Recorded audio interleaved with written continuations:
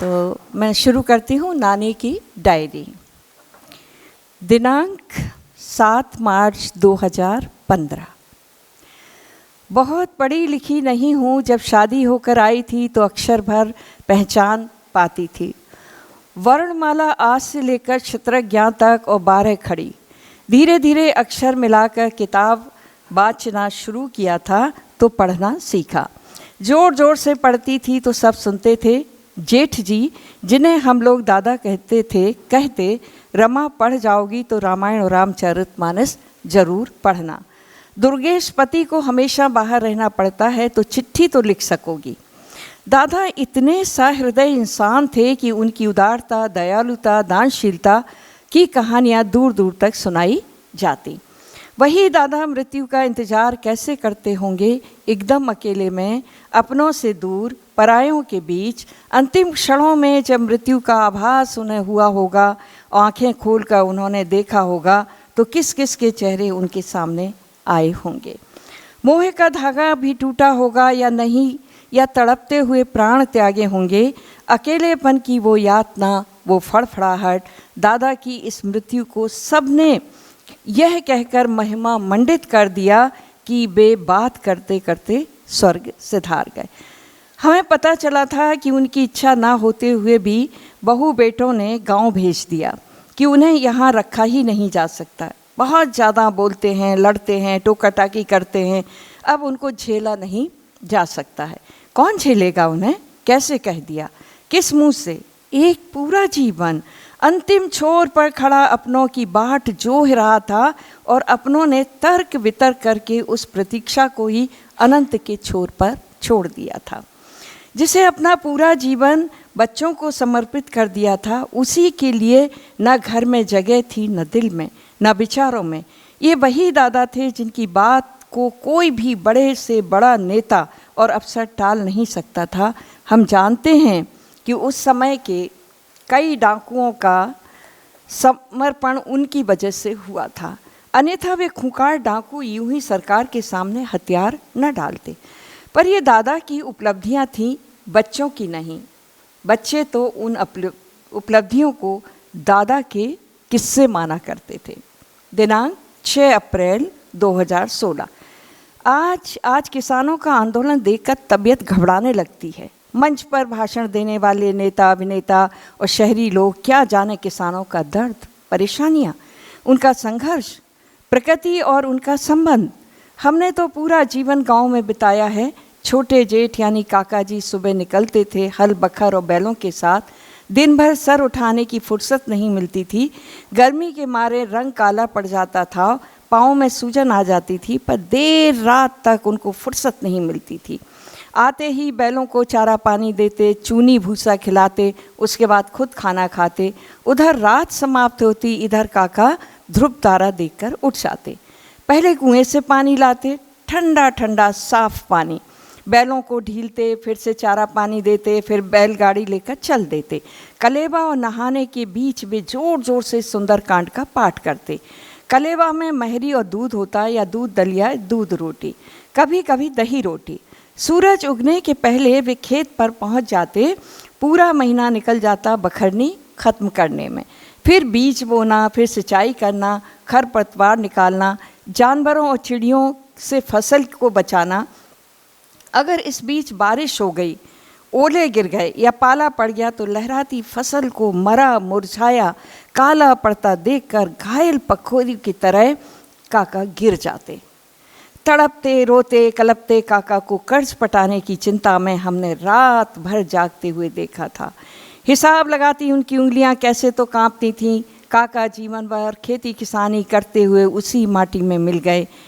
किसानी ने ना उनका जीवन, ना कोई मकान बना था, ना गाड़ी खरीदी गई थी, ना उनको कभी हंसते हुए देखा था।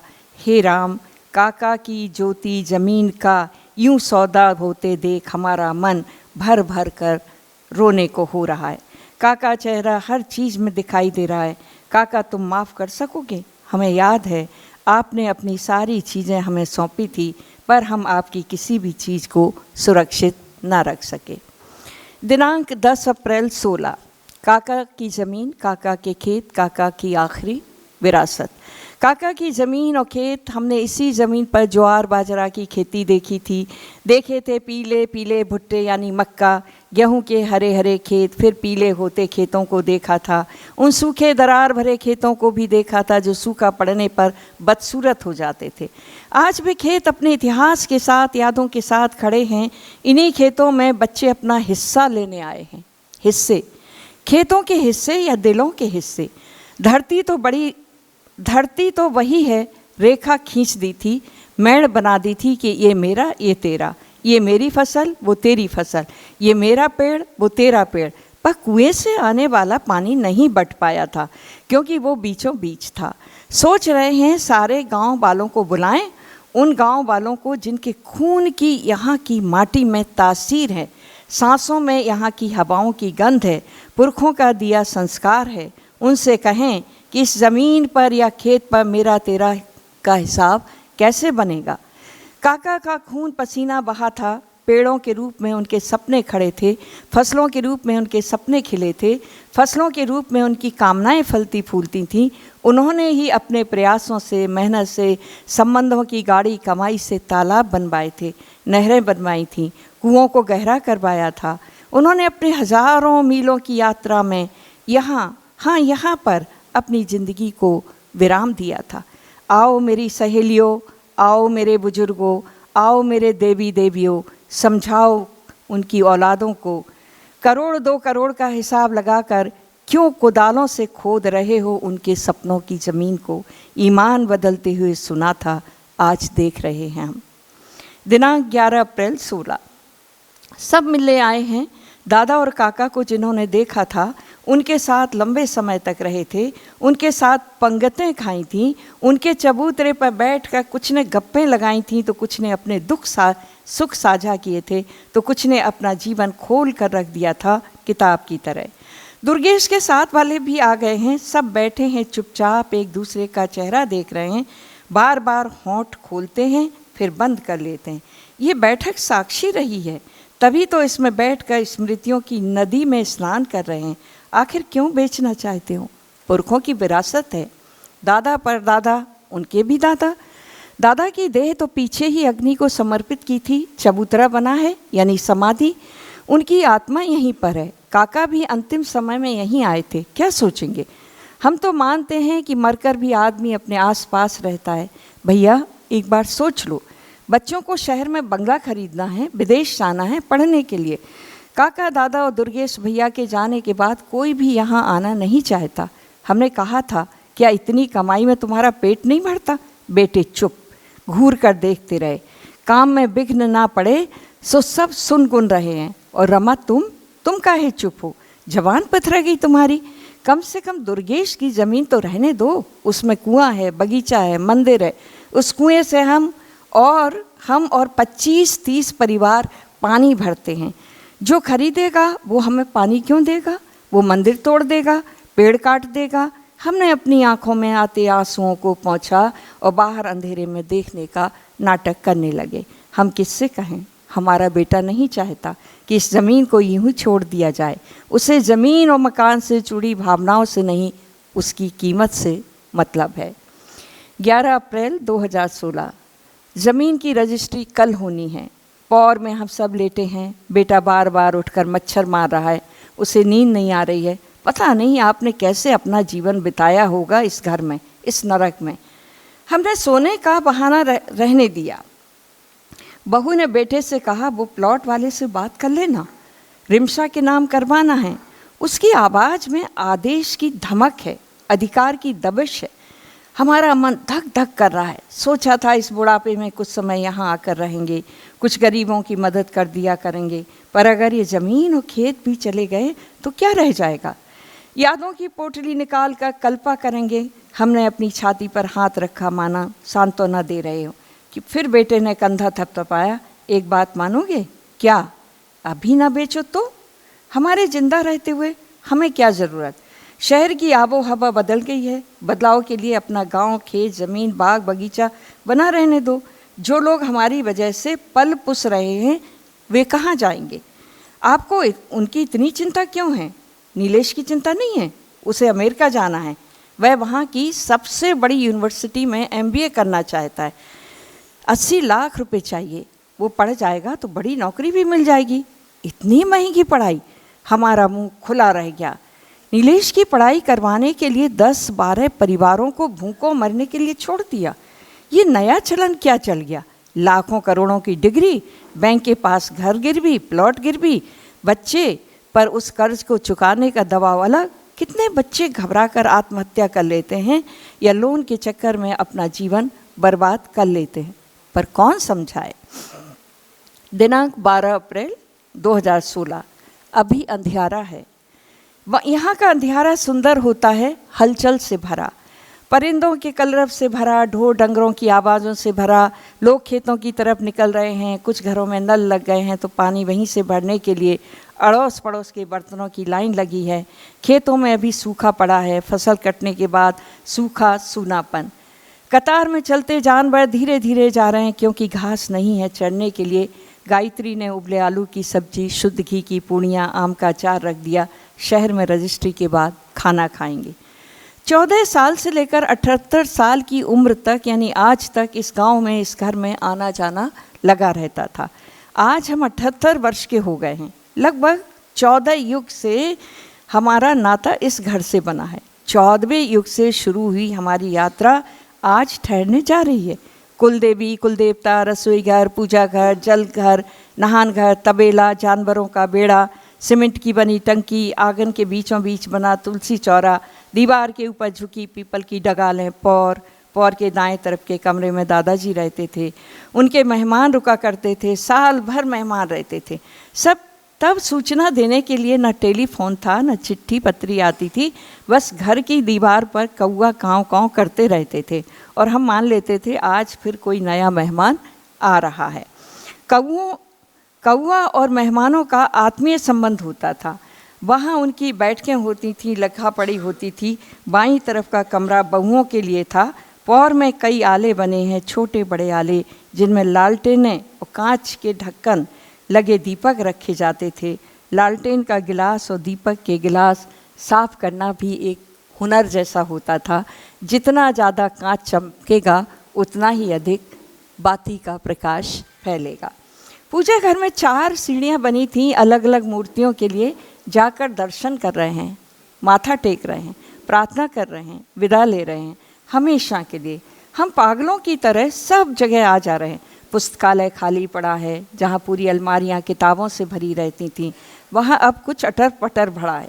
गायत्री बता रही थी सारी किताबों में दीमक लग गई थी, सो सब बाहर फेंक दी और या जला दी थी।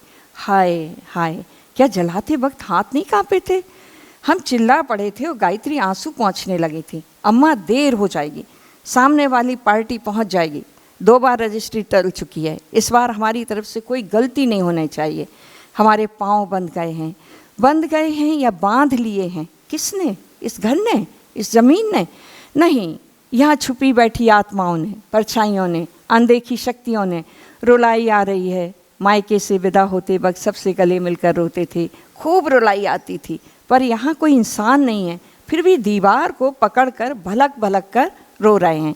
रुलाई रुक ही नहीं रही है। अम्मा, इमोशनल होने से काम नहीं चलेगा। आपके आंसुओं से हमारी समस्या हल नहीं होगी। आपको मोह छोड़ना पड़ेगा। कब तक छाती से लगाए रखोगी? मोह? गनीमत है उसने माया मोह नहीं कहा, केवल मोह कहा। कैसे छोड़ दें मोह? बचपन से, जवानी से, जवानी की तमाम प्रेम भरी यादों से, तुम सबके जन्म के समय गूंजी रुलाई और किलकारियों से, आज़ादी के दिन की उन बातों से जिनको सुनकर लगा था हम आज़ाद हो गए, हम अपनी धरती और अपने आसमान के स्वामी हो गए। वो खुशी, वो उल्लास हमने इसी घर में महसूस किया था। आधी रात को दिए गए उन भाषणों से, रेडियो से प्रसारित होने वाली आवाज़ों से, आकाश में उड़ने वाली सैकड़ों रंगीन पतंगों के दृश्यों से, यहाँ के पक्षियों से, जानवरों से, जिनके बच्चों की तरह हमने नाम रखे थे, खेत खलिहान से, चूल्हा चौका से, सावन भादों की झड़ियों से, झूलों से, चपेटों से, रास रंग से, भजन कीर्तन से, ढोलक की थाप पर नाचती अपनी सहेलियों की पाँव की थाप से, सुबह चक्की पीसते समय गाए जाने वाले गीतों की ध्वनि से, तुम ज़मीन नहीं, खेत नहीं, बाग बगीचा नहीं, मंदिर तालाब नहीं, हमारी आत्मा बेचने जा रहे हो।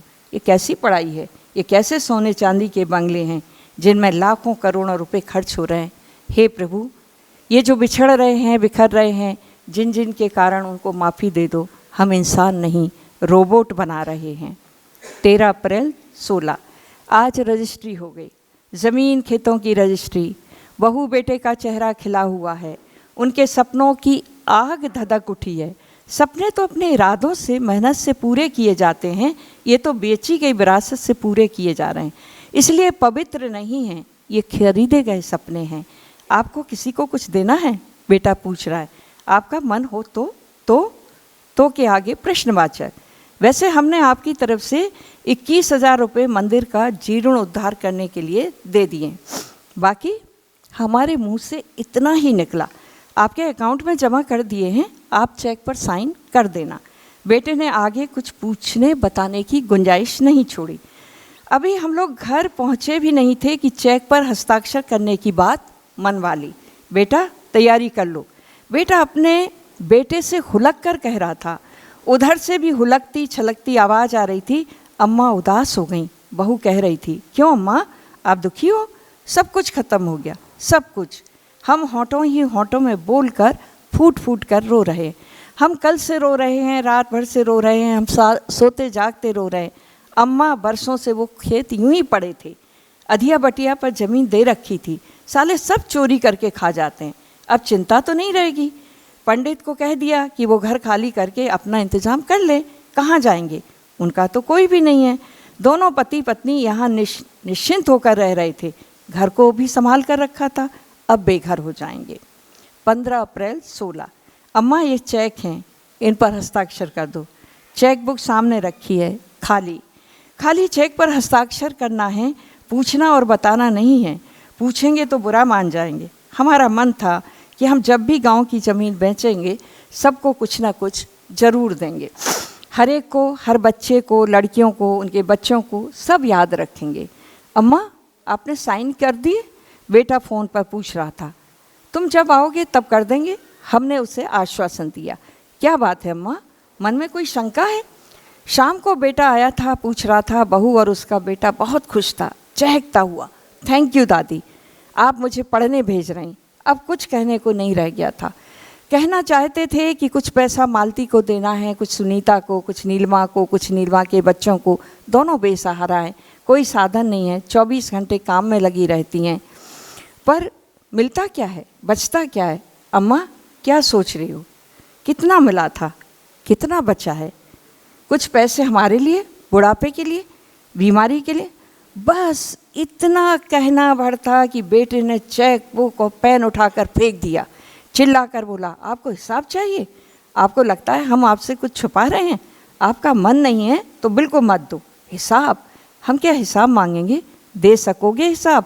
हमारे जीवन के एक एक वर्ष का जो हमने दिया था बच्चों को पैदा करके पालने, बड़ा करने, पढ़ाने, नौकरी लगवाने और तुम्हारे बच्चों को भी बड़ा करने में, दोगे हिसाब जब तुम सब देश विदेश में घूम रहे होते हो और हम तुम्हारे बच्चों को संभाल रहे होते थे। तुम्हारे पिता बाहर जाते हो, हम निपट अकेले गांव में, बाद में शहर में अकेले रहते। दे सकोगे हिसाब? हमारी इस उम्र का जो बीती है सिर्फ घर की दीवारों में, क्या हम इतना भी नहीं पूछ सकते? हमने बेटे से कहा था या नहीं, या मन ही मन कहा था? हमारे हाथ कांप रहे हैं, आंखें धुंधली हो गई थीं। हमने हस्ताक्षर करने चाहे पर वे बिगड़ गए। शायद बेटा सोच रहा होगा हमने जानबूझकर हस्ताक्षर बिगाड़े हैं।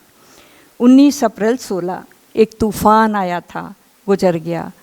सब कुछ उड़ाकर उजाड़ कर चला गया। हमारा मन, हमारी आत्मा से गुजरा था वो तूफान। हमारी इच्छाएं और कामनाएं कुचल दी गई थीं, हमारी शक्ति खत्म हो गई थी। हाँ, हम शक्तिहीन हो गए। हम तब ज़्यादा ताकतवर थे जब चक्की पर आटा पीसते थे या कुएं से मटके भर भर कर पानी लाते थे। हम तब ज़्यादा शक्तिशाली थे जब 15-16 लोगों के लिए खाना बनाते थे, खेत पर जाते थे। हम तब ज़्यादा ताकतवर थे जब सैकड़ों परेशानियों में रहकर भी सबके साथ काम करते। आह मेरे भगवान, तुमने सब कुछ दिया पर हमें निर्णय लेने की ताकत नहीं दी। तुमने सदियों सदियों से आदमी के दिमाग में सत्तासीन होने का लोभ भर दिया कि वह पिता हो या पति या बेटा, सब स्वयं को सर्वोपरि मानते हैं। माँ से भी ऊपर, सर्वोपरि। 69 साल की माँ कुछ नहीं कर सकती, कुछ नहीं पूछ सकती, लेकिन 45 साल का बेटा सब कुछ बिना बताए, बिना पूछे कोई भी निर्णय ले सकता। हमें इतना लिहाजी क्यों बनाया? हमें बोलने विरोध करने की ताकत क्यों नहीं दी? क्या हमें बुद्धि की कमी है? अगर बुद्धि की कमी होती तो हम बिना स्कूल जाए, बिना ट्यूशन के इतनी किताबें कैसे पढ़ लेते? कैसे अपने बच्चों को पढ़ा लेते? कैसे हजारों लाखों का लेखा जोखा रख सकते थे? हम रात भर से जाग रहे हैं, खिड़की के पार बाहर सड़क दिखाई दे रही है, सड़क पर कुत्ते सोए हुए हैं, एक आध गाय भी, गाड़ियाँ खड़ी हैं, 1 2 3 4 गाड़ियाँ। बेटे बहू के पास 4 गाड़ियाँ, नीलिमा के पास एक भी नहीं। कपड़ों का अंबार, जूतों चप्पलों का ढेर, जेवरों के अनगिनत बॉक्स, एक बॉक्स तो घड़ियों से भरा रहता है। हमने अपनी खिड़की से रात को बीतते देखा है। सुबह की उजास ने रात्रि का सूनापन ख़त्म कर दिया। दूध, पेपर, सब्जी के ठेले वाले, बाइयाँ, सब ने सड़क का सन्नाटा तोड़ दिया। घूमते हुए बेटा इधर आता है, वह आया, सामने बैठ गया। अम्मा, गांव की याद आ रही है? आप दुखी हो? सच बताना, ज़मीन बिकने से या पैसा देने से? सवाल सीधा सीधा था। हमारा मुंह बंद था, हमारा मन संतप्त था, नाराज था, हमारा हृदय कलप रहा था। तुम्हारे पास इतना पैसा है, क्या करोगे? ये क्या बात हुई? जवाब दो, फालतू की बात है ये तो अम्मा। अच्छा अम्मा, ये चेक रह गया था साइन होने के लिए, चलो इस बार आपको 4 धाम की यात्रा करवा देते, बढ़िया फ्लाइट से ले चलेंगे। 4 धाम? अम्मा की दुनिया क्या 4 धाम पर जाकर समाप्त हो जाएगी? अम्मा तो इस पूरी धरती की हैं। अब हम बातों में आने वाले नहीं हैं। क्या करोगे? बुढ़ापे में सेवा ही तो नहीं करोगे? नाराज़ हो जाओगे? रोज़ मिलने नहीं आओगे? हमें स्वार्थी और लालची कहोगे? हमने तुम्हारे सपने पूरे नहीं होने दिए। हमने पेन उठाकर ड्रॉर में रख दिया था, और चेकबुक भी। चेकबुक में राशि और नाम भी लिखा था। बहू का नाम क्यों? आप समझती नहीं, इतना पैसा एक साथ अकाउंट में नहीं डाल सकते ना। तुम्हारा नाम, बहू का नाम, तुम्हारे बेटे का नाम। क्या नीलिमा सुनीता मेरी संतान नहीं है? उनका इस पैसे पर कोई अधिकार नहीं? वे भी तो वहीं जन्मी थीं, खेली थीं। फिर इस पैसे में, इस बेची गई ज़मीन में उनका नाम, उनका हक क्यों नहीं? क्यों? अगर बेटा गलती कर रहा है, वो गलत है, तो हम भी तो गलत हैं, हम भी तो गलती कर रहे हैं। हमने चेक फाड़ दिया, चेकबुक उठाकर ड्रॉर में रख दी। बेटा हक्का बक्का सा हमारा चेहरा देखता रह गया, उसके मुंह से एक शब्द नहीं निकला। वह उठा झटके के साथ, तिल मिलाता हुआ बाहर निकल गया। उसका पूरा शरीर कांप रहा था। 23 अप्रैल 16।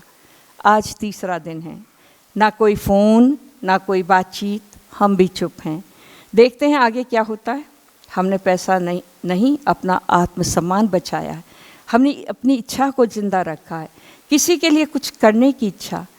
अब ये एक नई लड़ाई है, विरोध करने की लड़ाई, उपेक्षा सहन करने की लड़ाई, या नसीहत देने की इच्छा को ना मानने की लड़ाई।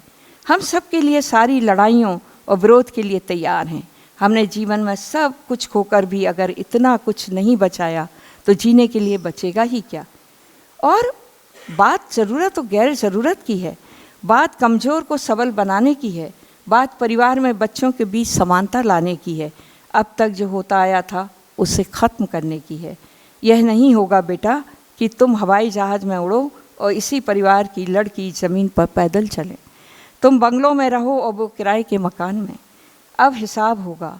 तुम्हारे पिता ने हिसाब नहीं किया था, पर हम बराबरी का हिसाब करेंगे, समझे? अब देखते हैं सम्मान हमारी इच्छा का होता है या बचे हुए रुपयों का। नानी की इस डायरी के साथ एक लिफाफे में उनकी वसीयत रखी थी, जिसे खोलने की हिम्मत वो नहीं जुटा पा रहा था।